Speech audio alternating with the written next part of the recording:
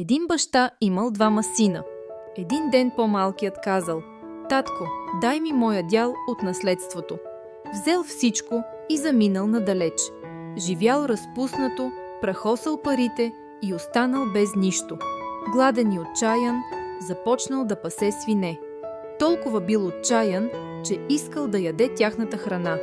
Но тогава дойде на себе си. Реши да се върне при баща си и каза: „Ще му кажа: съгреших, не съм достоен да съм твой син, нека бъда твой слуга“. Но когато се приближил, бащата го видял отдалеч и се затичал към него.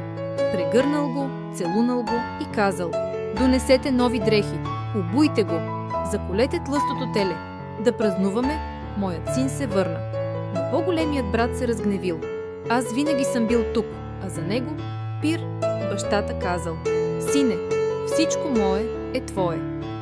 Но брат ти беше мъртъв и оживя, изгубен беше и се намери.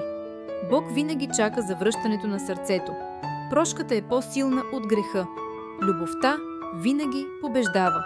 Помнете, че винаги има път обратно към любовта и че прошката е ключът към новото начало.